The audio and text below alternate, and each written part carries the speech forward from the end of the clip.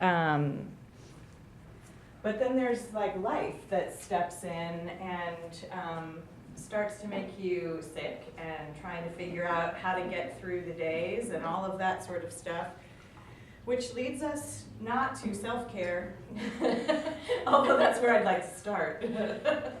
But does lead us to this context piece, and it's a really, you know, I swear, every time I've taught this course, the day that you talk about context, something really dramatic has happened right around that time. And you know, yesterday was a pretty incredible electoral moment that was very interesting. And I certainly found myself, surprisingly emotional when I saw the numbers, the demographics of who really voted.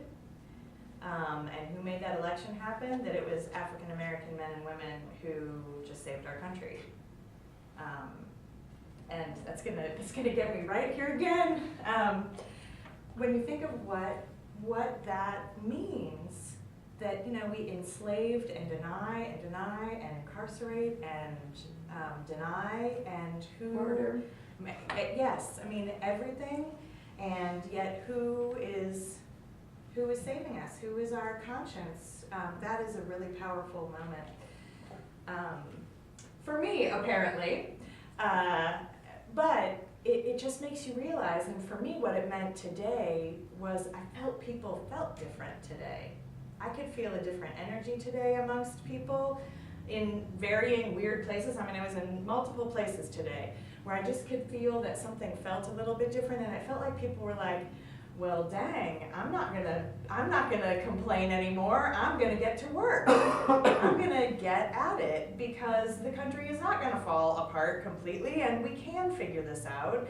And maybe this is, you know, we are in the middle of an evolution of some sort of, you know, shift as a culture and as people in trying to figure out who we are as a country and address a whole bunch of really difficult issues. And it doesn't mean we're going to solve anything, but wow, maybe it's okay that it's all coming to the surface so that we actually can deal with them instead of keeping it quashed and quelled and made nice and ignored. So the context that we're in our world and in all of the things that we're making is really important to timing, you know. Sometimes it isn't the right time for a business or a creative venture because the context of the world isn't quite ready for it or right for it. But if we don't think about it, then we're missing potential opportunities, and we're also missing potential threats that could be really damaging to our psyches and our financial realities. So what we're going to be doing is spending a little bit of time thinking about the big picture and our own small picture. So has anyone done a SWOT analysis before? Thanks, Danny.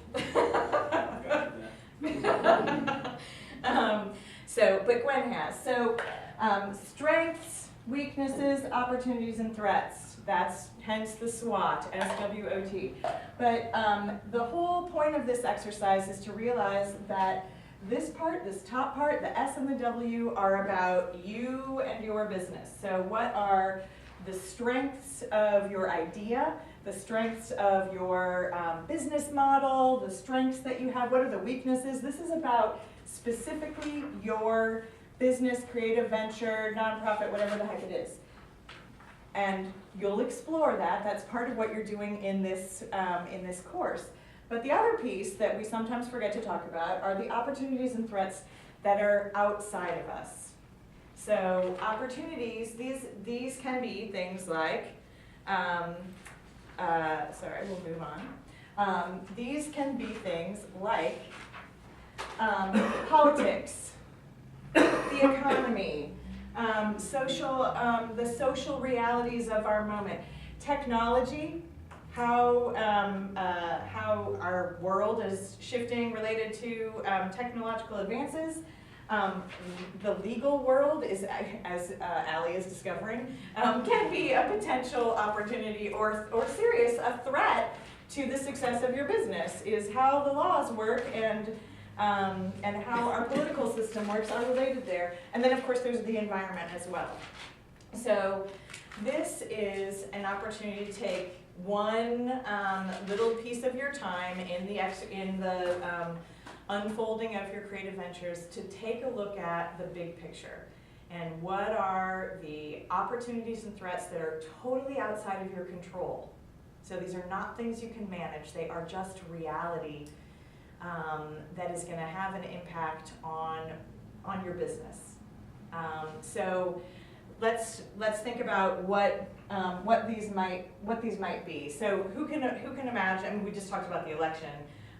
That obviously has an interesting. Is that an opportunity or is that a threat?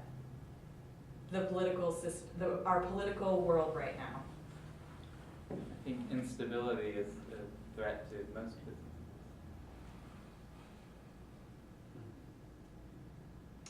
Unless you're providing community. And then maybe it's an opportunity because there's instability, and if you're providing a business that is providing stability or a through line, that could actually be an opportunity potentially. I only challenge that because I suspect that almost any one of these we should be able to come up with it being both an opportunity and a threat depending on what it is that you're trying to do. But if we don't think about them, we could make some, well, for Allie's is the most easily, well, maybe you guys too with safety. There's some really critical pieces that are beyond your control, like, you know, for you all, if you got sued, you know, tort reform and all sorts of things potentially have an impact on what your liability is if someone cuts off their hand, even if they wanted to. Sorry, you missed this earlier, that we learned that there's an anarchist-based makerspace in Louisville where, I'll let you guys tell it. That's probably too strong of a term, but that's what it felt like to me. So that wasn't like a sign on the wall or anything? No, Okay. it was just, like they said, we try to eliminate all the rules we can. We don't have anybody here whose job it is to make any sort of decisions. Like, just, you know, it was working for them. But, so one of the things that came up was that we don't have a lot of safety rules. Safety Do they have training trainings? They had trainings on some machines, but not things like the table saw, which is the most dangerous. So the training was like, so they won't break their machine. Yeah, so Pretty like they much. had Not training. the hand. Right, Sure. they The had finger. training for their big metal mill because they don't want it to get broken. Wow, wow, wow, wow, wow. Yeah, and they have free access, so it's not members only.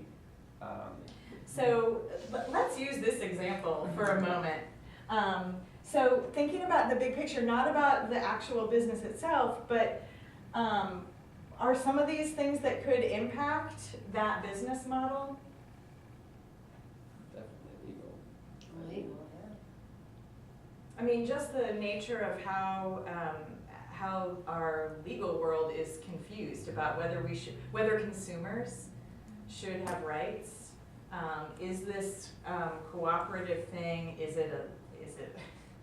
What is it? You know, legally, what is it as an entity? I don't know. So could you sue it if you hadn't? I mean, there's a million things. How but strong is a waiver really is the question, I think. Right. Because everyone's signing a waiver. a waiver, but yeah. Yeah. I think the social piece could really have an impact on a lot of maker spaces too, because a lot of them are predominantly white male, and in an era where, like, oh, people are examining their internal biases, and people are now more accepting that, oh yeah, women can have dark rooms or whatever, like, Cameras. yeah, all this stuff, like, Can you believe it? it could really change the culture in some of these maker spaces, and that could be very disruptive if you don't have any sort of structure to support the thing other than the guys who show up, you know. Yeah. So what we're going to do to get ourselves sort of grounded in this a little bit is we're going to let's see, how many do we have now? 8. Oh, perfect. We have even numbers. Let's just break into groups of 4. What you're going to do is take a look at page 7. You have more details about what a SWOT is. So just a clarity of what you're thinking about when you're imagining filling out your own SWOT analysis. So on 7, you have some ideas that go deeper into strengths and weaknesses. You know, who is your team together? Are they strong? Are they weak? Are you missing your finance person? Are you missing volunteers? And then thinking about this other piece, which is the big picture. We're going to get to that on page 9, but we're going to practice first with each other in room class 3. Yes, sorry. And so we're going to start by taking a minute for you all to work in small groups on your SWOT analysis. But before we do that, let's do an actual sort of round robin moment. Let's pick, let's just do groups of 2 to get through 4 of these.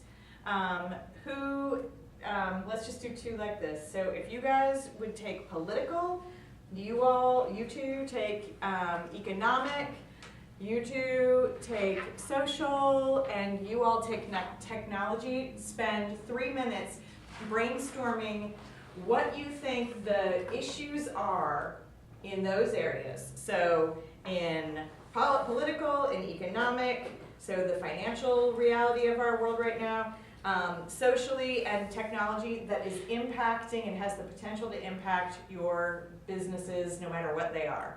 So what are the opportunities and what are the threats right now in those areas? So let's just take like 3 or 4 minutes. I feel like think about the reason why this thing is moving in the United States in particular. And it's that it came up in a politically charged environment where, like, you know, similar to just artist accelerate, right? Like, you can quickly just be broadly painted, and that's it. And like a local group, like this, you know, just can be painted, and that can be picked up.